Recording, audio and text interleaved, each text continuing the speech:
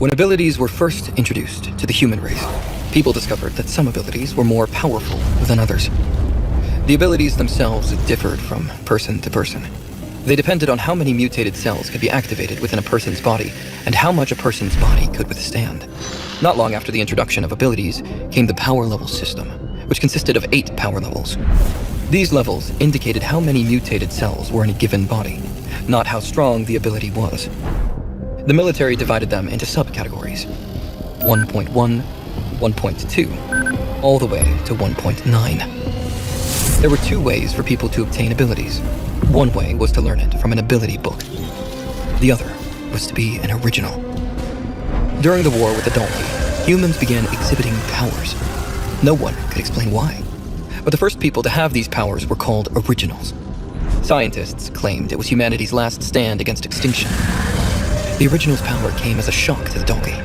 It proved to be enough to push them back and turn the tide of the war. These new superheroes realized that they could share their powers with other people. The originals wrote down how they accomplished this in what would later become known as ability books. After the First War ended, the books were no longer distributed freely. They were instead sold at premium prices. The originals realized their powers now put them at the top of the food chain. They wanted to make the most of it. Meanwhile, the military decided to keep the more powerful abilities for themselves. The public could only get their hands on lower-level ability books. Powerful corporations and the military connived with originals to keep the higher-level books for themselves.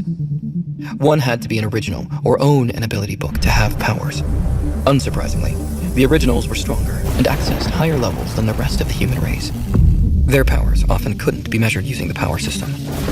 However, not all originals chose to share their abilities with the outside world. Some decided to keep it exclusive to their bloodline. After the demise of his parents, Quinn had no family members to support him. He had lacked the means to buy even the cheapest ability book. As far as he knew, his family had not been special enough to be an original. Now, it seemed he had managed to obtain an ability after all. However, he had never heard of an ability book like his before. He didn't even have a clue what power level he was anymore. Everything was a mystery to him. Most ability books had techniques that helped the reader master their ability up to a certain power level. Unfortunately, Quinn's book had disappeared, and with it, whatever knowledge it contained. Quinn lifted his hand to look at the watch. It indicated his current power level was 1. When he looked around, he noticed that everyone else's watches showed the same number. He still had no idea if he really was only a level 1, or if something had changed. Sergeant Griff stood in front of all the students, calling out names in groups of 5. These students were then transported elsewhere to take the test. Quinn thought at first that he might be at a higher level than the day before. His new ability should affect his results. He started to worry it wouldn't be so simple once a screen popped up in front of him. You are being hit by direct sunlight. All stats will be halved. Quinn didn't know how good 10 strength, 10 agility, and 10 stamina were relative to other abilities, but he did know that 10 was better than the 5 he was currently seeing for every stat. The halved stats made him nervous about the upcoming test. He tried to reassure himself. His eyesight had improved, hadn't it?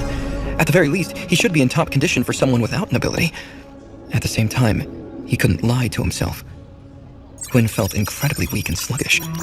He felt like he had a fever. He sweated all over. Quinn was thankful he had drunk so much water beforehand. He would have been extremely dehydrated otherwise. Hey, are you okay? The stranger asked him. The stranger had slick blonde hair and hazel green eyes, with a chiseled face and sharp jawline.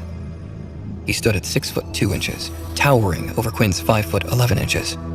Quinn would have avoided him back in his old school. The boy looked like someone who brought a lot of attention to himself. That was the last thing Quinn needed. If you want, I can call someone for help. The stranger offered. It's okay. I'm just a little bit nervous about the testing. Quinn lied. He tried to ignore his tired body and stood up straighter. The stranger's eyes roamed over Quinn's body with concern. Quinn looked skinny for his age. He didn't have a lot of muscle on him. To the stranger, Quinn looked like someone who had been bullied a lot. The boy reasoned that Quinn was wary of new people in a situation like this. Quinn sighed. If he ended up a level 1 again, he would be bullied all over again. The stranger smiled at him. Don't be nervous. I'm quite strong. If anyone messes with you, you can come and ask me for help. Quinn returned the smile, yet he couldn't help but feel uneasy. Quinn didn't usually get on with positive people. In fact, he did not get on well with anybody. Yet he found it hard to dislike the boy. The stranger was the first person to offer help in a long time. The name's Vorden, by the way. The boy offered Quinn his hand. Quinn looked at Vorden's hand.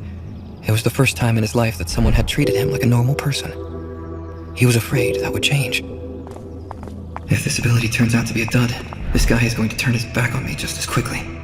But for now, why not get along with this guy? Quinn wanted to forget his past life, even if for a short amount of time. My name's Quinn. He shook Vorden's hand. Use of an ability has been detected. The ability has been rejected. Quinn looked at the messages, confused. He noticed Vorden still hadn't let go of his hand. The system repeated the message. Use of an ability has been detected. The ability has been rejected. Quinn forcefully pulled his hand back. The system warned him that Vorden tried to use his ability on him. Vorden looked just as confused, staring at Quinn. What is your ability? Vorden asked outright. Quinn stopped himself. Should he answer honestly? He wanted to see the real Vorden before he could trust him. I don't have an ability. Vorden wasn't satisfied with that answer. He no longer looked confused. He wanted to ask more questions, but Sergeant Griff interrupted. Next group, Quinn Talon, Vorden Blade, Peter Chuck, Layla Munro, and Aaron Helly. Come to the front to take your test.